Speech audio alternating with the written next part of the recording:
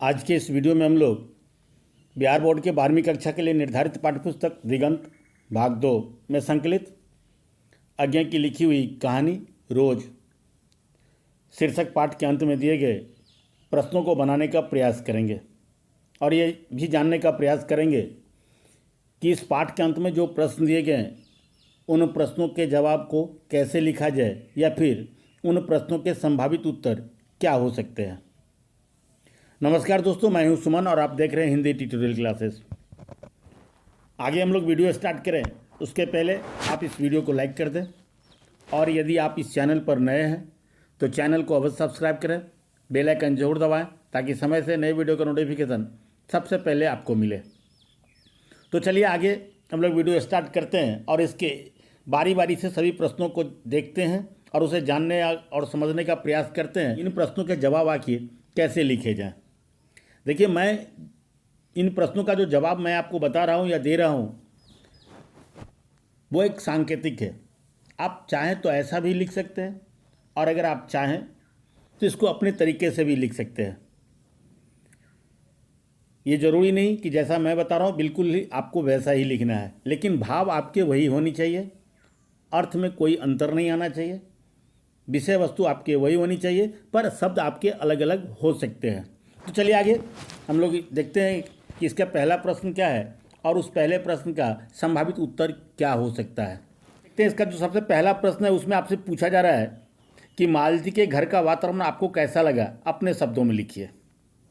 मतलब ये है कि मालती के घर के वातावरण के बारे में आपको अपने शब्दों में लिखना है। आपने जो पाठ पढ़ा, जो कहानी पढ़ी आपने, उस कहानी को पढ़ने के बाद आपको मालती के घर का वातावरण कैसा लगा, आप उसके घर के वातावरण के बारे में क्या सोचते हैं, उसको आपको अपने तरीके से लिखना है।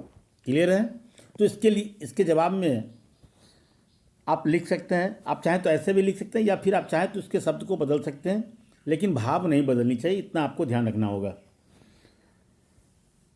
तो इसके जवाब में आप लिख सकते हैं कि इस कहानी के प्रथम भाग में मालती लेखक का स्वागत केवल औपचारिक ढंग से करती है, जिससे उसके यंत्रवत जीवन की झलक मिलती है। लेखक उसके रिश्ते का भाई है जिसके साथ वो बचपन में खेला करती थी, लेकिन आज उसी भाई के आने पर उसमें उत्साह की जगह केवल औपचारिकता भर है। वह लेखक से न तो घर परिवार का कुशल क्षेम पूछती है और न ही उसके आने का प्रयोजन ही। बचपन में चंचल और बातूनी स्वभाव वाली मालती अब लेखक के प्रश्नों का संक्षेप में जवाब देती है। 2 वर्षों के बाद उसके वैवाहिक जीवन में पहले जैसा कुछ भी नहीं है, जिसे उसके रिश्ते का भाई भांप लेता है, अर्थात लेखक उसको भांप लेता है। कहानी में मालती का अक्सर मौन रहना, लेखक के प्रश्नों का संक्षिप्त जवाब देना या फिर स्वागत में उत्साहहीन औपचारिकता लेखक का अपमान या अवहेलना नहीं, बल्कि उसके यांत्रिक जीवन की नीरसता अथवा उत्साहहीनता है। मालती के इस चरित्र से अधिकांश घरेलू स्त्रियों के जीवन के अभावों और उसके उबाऊ जीवन का सफल चित्रण हुआ है। क्लियर? आगे जो दूसरा प्रश्न है उसमें आपसे पूछा जा रहा है या कहा जा रहा है कि दोपहर में उस सूने आंगन में पैर रखते ही मुझे ऐसा जान पड़ा मानो उस पर किसी शाम की छाया मंडरा रही हो। यह कैसी शाम की छाया है, वर्णन कीजिए। यहाँ इस प्रश्न में लेखक की एक उक्ति दी गई है और उसी उक्ति के आधार पर आपसे ये पूछा जा रहा है कि कैसी शाम की छाया है। लेखक को जो लगा उस आंगन में जो शाम की छाया की तरह है उसके बारे में पूछा जा रहा है। ये कैसी शाम की छाया है उसको आपको लिखना है। क्लियर है? तो इसके जवाब में आप लिख सकते हैं, आप चाहे तो बदल के भी दूसरे तरीके से भी लिख सकते हैं कि लेखक एक दिन दोपहर के समय मालती के घर पहुंचते हैं, जहां लेखक को ऐसा प्रतीत हुआ मानो वहां शाम की छाया मंडरा रही हो। कारण बचपन की चंचल चित्त वाली वह बातूनी लड़की शादी के 2 वर्षों बाद बिल्कुल बदल गई है। वह अब स्थिर और मौन हो गई थी। उसकी इसी उत्साहहीनता शाम की छाया है। उस घर में रहने वाले लोगों के बीच अपनापन तथा प्रेम भाव का न होना भी शाम की छाया ही है। मालती के घर की यांत्रिक यंत्रणा भरे जीवन रसहीन, उबाऊ और किसी निर्जीव सा था। वह रिश्ते के भाई के स्वागत में औपचारिकता भर निभाती है। वह लेखक से न कुशलक्षेम पूछती है और न ही उसके आने के प्रयोजन के बारे में जानने में उत्सुकता दिखाती है। वह रोज़ रोज़ एक ही ढर्रे की जिंदगी को जीती है। यही उसके जीवन की काली छाया है। क्लियर? आप इसको दूसरे तरीके से भी लिख सकते हैं। क्लियर? बात समझ में आ रही है? चलिए आगे एक तीसरे नंबर का जो प्रश्न है उसमें आपसे पूछा जा रहा है, लेखक और मालती के संबंध का परिचय पाठ के आधार पर दें। अर्थात दोनों के बीच, लेखक और मालती के बीच के संबंध कैसे थे, क्या थे, इसके बारे में आपको लिखना है, वो भी पाठ के आधार पर। तो इसके जवाब में आप लिख सकते हैं कि लेखक कहानी की नायिका मालती के दूर का भाई है, अर्थात रिश्ते का भाई है। अपना सगा भाई नहीं है, रिश्ते का भाई है, लेकिन उससे लेखक का संबंध एक मित्र की तरह ही रहा है। बचपन में दोनों साथ साथ खेले और साथ साथ पले बढ़े थे। लेखक की पढ़ाई भी मालती के साथ ही हुई थी। दोनों के बीच मित्रों के जैसा ही स्वच्छंदता और भ्रातृत्व था। वे छोटे बड़े के बंधनों से बिल्कुल मुक्त थे। मतलब ये कि उम्र के आधार पर उनमें बड़े छोटे का कोई भेद नहीं था। क्लियर? आगे चौथे नंबर का जो प्रश्न है उसमें आपसे पूछा जा रहा है कि मालती के पति महेश्वर की कैसी छवि आपके मन में बनती है। कहानी में महेश्वर की उपस्थिति क्या अर्थ रखती है, अपने विचार दें। महेश्वर के बारे में आपको लिखना है। जो कहानी आपने पढ़ी है उस कहानी को पढ़ने के बाद महेश्वर को लेकर क्या छवि बनती है उसको आपको लिखना है। ठीक है? तो इसके जवाब में आप लिख सकते हैं कि कहानी में महेश्वर का जीवन भी मालती की तरह ही रोज़ एक ही ढर्रे पर चलती है। वह रोज़ सवेरे डिस्पेंसरी पर गए 2 बजे लौटता है, शाम को फिर डिस्पेंसरी पर जाकर रोगियों को देखता है। लगभग यही उसकी दिनचर्या है। शहर के आदमियों के जैसे महेश्वर भी पहाड़ की उस एकांत में यांत्रिक जीवन की यंत्रणा को झेलता है। वो अपने जीवन से उकताए हुए सा लगता है। महेश्वर कहानी का प्रमुख पात्र नहीं है, पर कहानी में उसकी उपस्थिति से माहौल तनावपूर्ण बनती हुई प्रतीत होती है। उसकी मनस्थिति वातावरण को और भी उबाऊ बना देती है। क्लियर? आगे जो प्रश्न है 5वें नंबर का, उसमें आपसे पूछा जा रहा है गैंग्रीन क्या है। इसके जवाब में आप लिख सकते हैं कि पहाड़ की तलछट्टी और पहाड़ियों पर रहने वाले लोगों के पाँव में कांटा चुभना एक सामान्य सी घटना है। कांटा चुभने के बाद उसका तत्काल इलाज नहीं कराने अथवा उसे वैसे ही छोड़ देने से पाँव जख्म का शक्ल अख्तियार कर लेता है, जिसका इलाज केवल पाँव काटना ही है। इसका इलाज नहीं होने पर कभी कभी इससे पीड़ित रोगियों की मृत्यु तक हो जाती है। कांटा चुभने से होने वाले जख्म ही गैंग्रीन है। क्लियर? आगे 6ठे नंबर का जो प्रश्न है उसमें आपसे कहा जा रहा है कहानी से उन वाक्यों को चुने जिनमें रोज शब्द का प्रयोग हुआ है। मतलब ऐसे पंक्तियों को चुनना है इस कहानी से जिसमें रोज शब्द का प्रयोग हुआ है। उसमें जो एक पंक्ति है वो है, मालती टोक कर बोली, मेरे लिए तो यह नई बात नहीं है, रोज ही ऐसा होता है। दूसरी जो पंक्ति है उसमें, क्यों पानी को क्या हुआ, रोज ही होता है, कभी वक्त पर आता ही नहीं। अगली जो पंक्ति है, मैं तो रोज ऐसी बातें सुनती हूँ।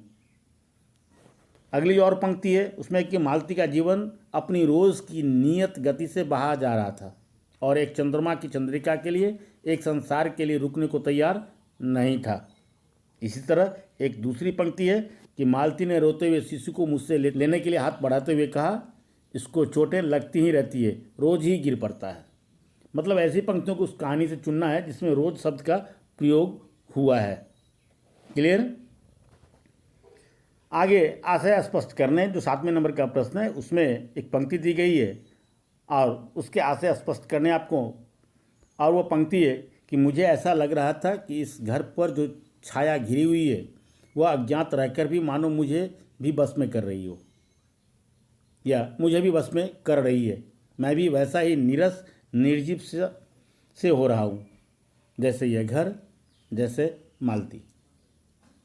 इसके जवाब में आप लिख सकते हैं कि वर्षों बाद लेखक या उसके जैसा कोई अतिथि मालती के घर कुछ समय के लिए आया है, पर लेखक को लगता है मानो उस घर पर कोई काली छाया मंडरा रही है। उसे अनुभव होता है कि इस घर पर जो छाया घिरी हुई है वह अज्ञात रहकर मानो मुझे भी बस में कर रही है, अर्थात लेखक को भी बस में कर रही है। मैं भी वैसा ही नीरस निर्जीव सा हो रहा हूँ जैसे यह घर, जैसे यह मालती।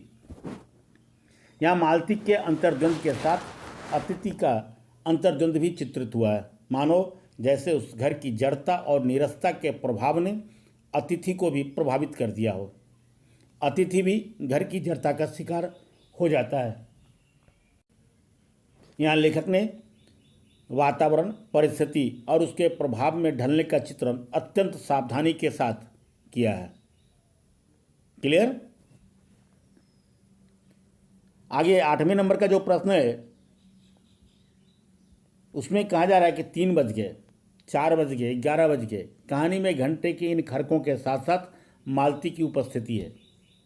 घंटा बजने का मालती से क्या संबंध है, ये आपको लिखने हैं। तो इसके जवाब में आप लिख सकते हैं कि मालती घंटा गिनती रहती है।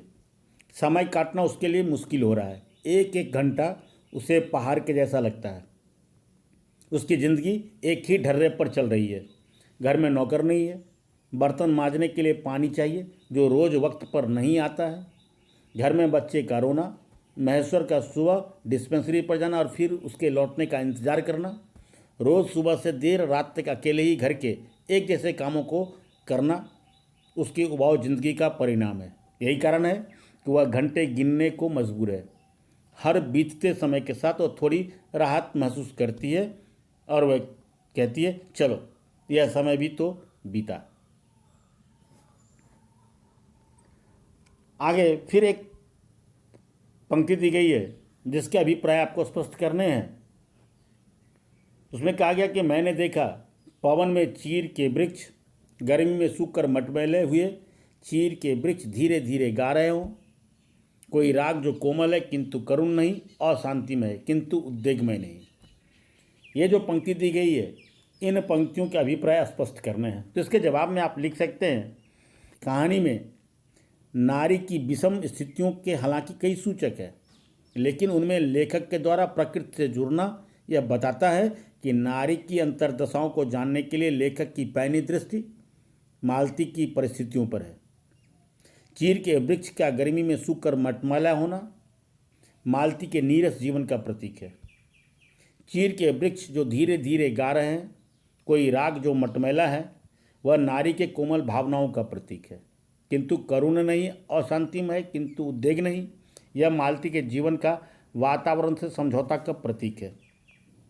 नारी की सारी आकांक्षाएं एक एक घूटन भरी जिंदगी में कैद हो जाती है। नारी के जीवन में जो राग रंग होनी चाहिए, जो उमंग होनी चाहिए, वह मालती के जीवन में कहीं भी दिखाई नहीं देता। वह जिंदगी को सरस बनाने के बजाय उससे समझौता कर लेती है।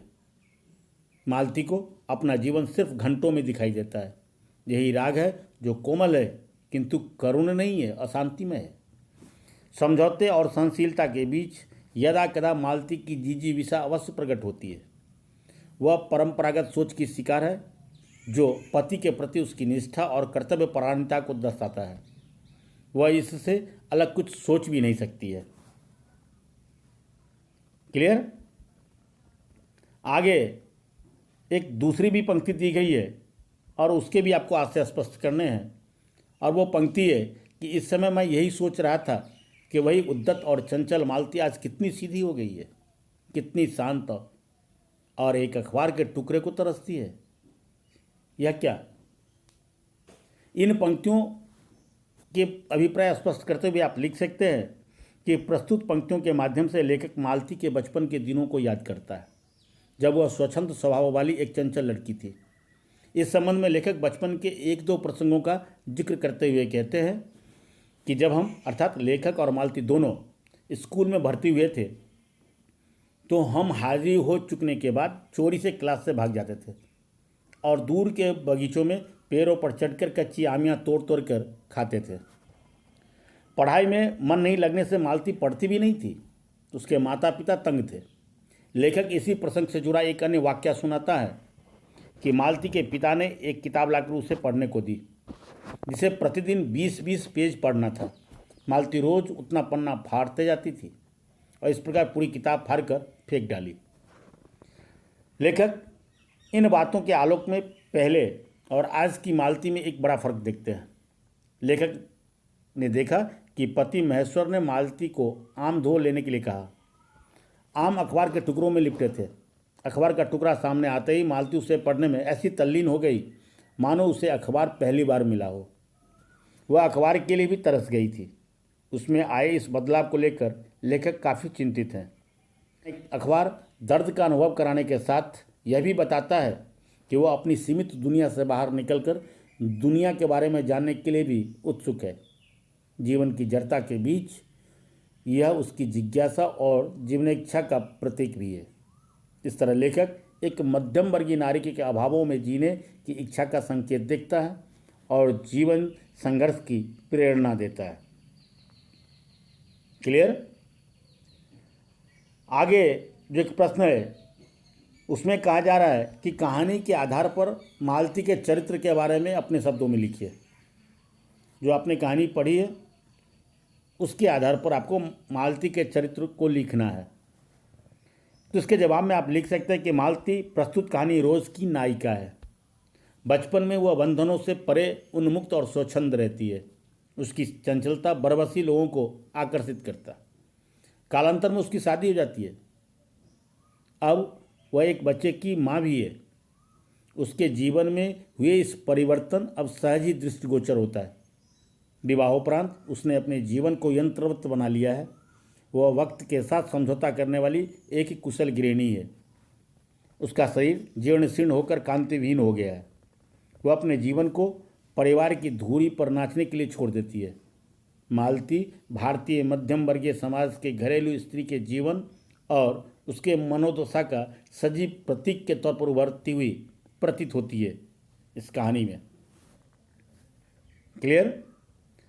आगे जो 11वें नंबर का प्रश्न है उसमें आपसे पूछा जा रहा है कि बच्चे से जुड़े प्रसंगों पर ध्यान देते हुए उसके बारे में अपने शब्दों में लिखिए। तो इसके जवाब में आप लिख सकते हैं कि रोज शीर्षक कहानी की नायिका मालती का एक पुत्र टीटी है जिसका नाम टीटी है।